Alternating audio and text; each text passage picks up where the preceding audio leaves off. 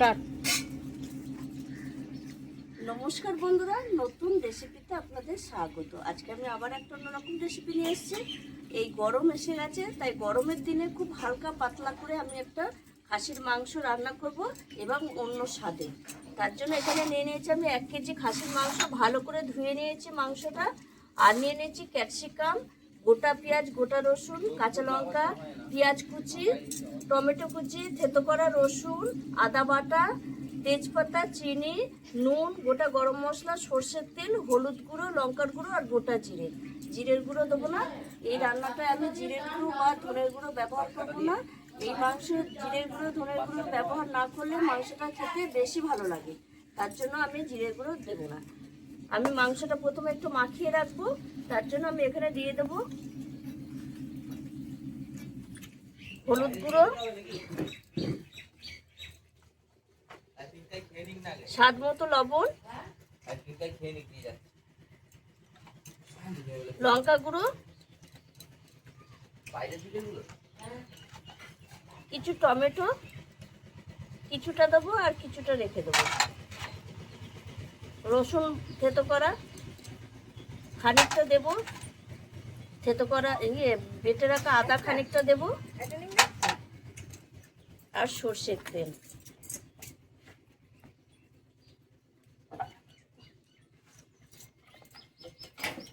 দিয়ে ভালো করে মাখিয়ে আমি আধ ঘন্টা মতো রেখে দেবো।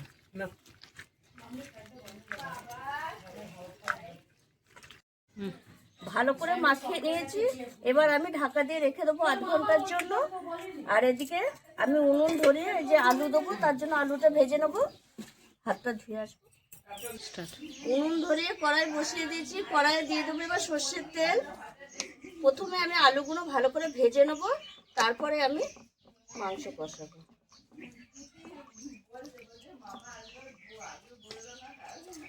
তেলটা একটু ভালো করে গরম হোক।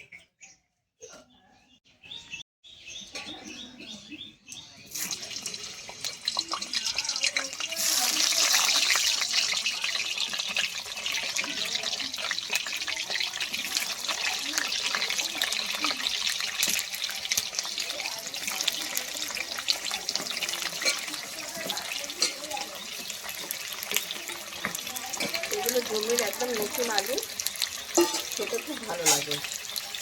আলুটা আমি সামান্য একটু নুন দিয়ে দেবো, তাহলে আলুটা খেতে ভালো লাগবে। হলুদ গুঁড়ো দেবো না, হলুদ গুঁড়ো দিলে লেগে ধরবে।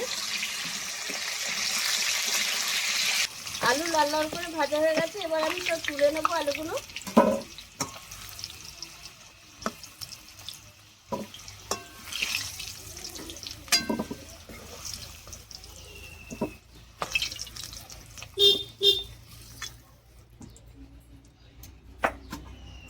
এইবার আমি ওই তেলেই দিয়ে দেবো ফোড়নে তেজপাতা, গোটা জিরে,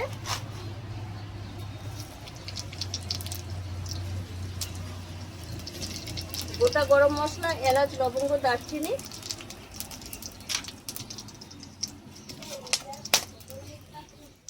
দিয়ে দেবো পেঁয়াজ কুচি,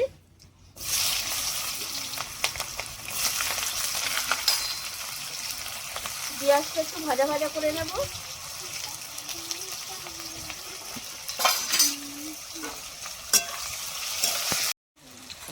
পেঁয়াজটা হালকা ভাজা ভাজা হয়ে গেছে, এবার আমি দিয়ে দেবো থেতো করে রাখা রসুন। অর্ধেকটা দিয়েছিলাম মাংস মাখানোটা, আর অর্ধেকটা এখানে দেবো। আদা বাটা,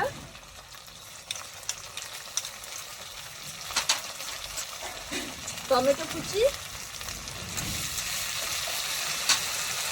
স্বাদ মতো লবণ অল্প করে দেবো, মাংস মাখিয়ে রেখেছি। স্বাদ ব্যালেন্সের জন্য একটু চিনি দেবো, একটু হলুদ গুঁড়ো দিয়ে দেবো। মশলাটা ভালো করে কষিয়ে নেব। মশলাটা একটু কষিয়ে নিয়েছি, মানে খুব ভালো কষানি, হাফ কষিয়েছি। এবার আমি দিয়ে দেবো এই মাংস, মেখে রাখা মাংসটা।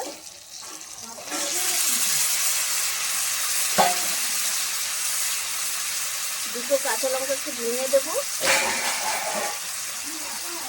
দিয়ে এবার আমি কষিয়ে নেবো, মাংস মশলার সঙ্গে ভালো করে কষিয়ে নেবো।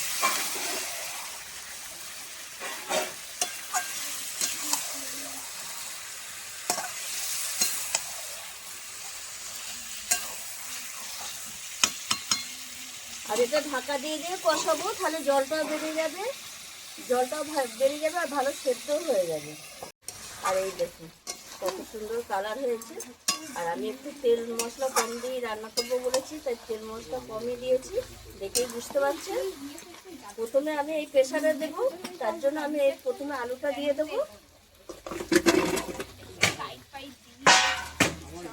এবার আমি মাংসটা প্রেসারে দিয়ে দেবো।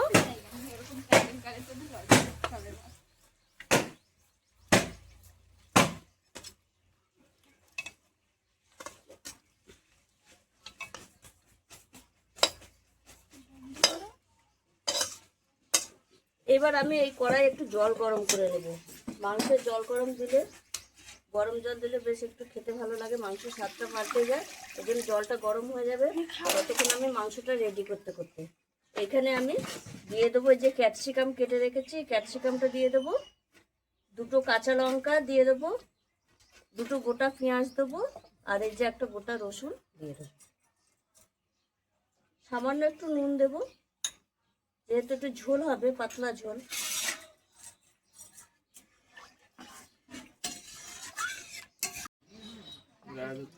জল গরম হয়ে গেছে, এবার আমি মাংসের মধ্যে দিয়ে দেবো।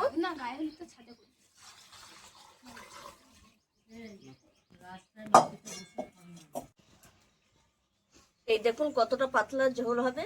এবার আমি প্রেসারটা লাগিয়ে উনুনে বসিয়ে দেবো, আর 3টে সিটি মারলেই মাংসটা নামিয়ে নেব। খাসির মাংস কষাতে কষাতে অর্ধেক সেদ্ধ হয়ে যায়। এবার আমি নামিয়ে রাখবো, নামিয়ে 5 মিনিট এইভাবে প্রেসারে রেখে দেবো, তাহলে মাংসটা ভেতর থেকে ভালোভাবে।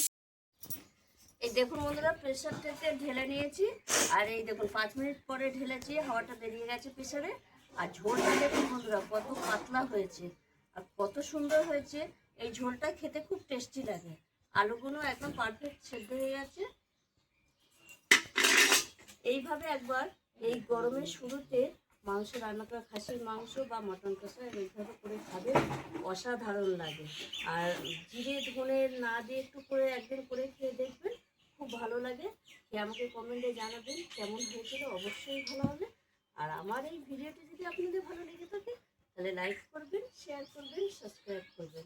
আবার দেখা হবে আপনার ভিডিও।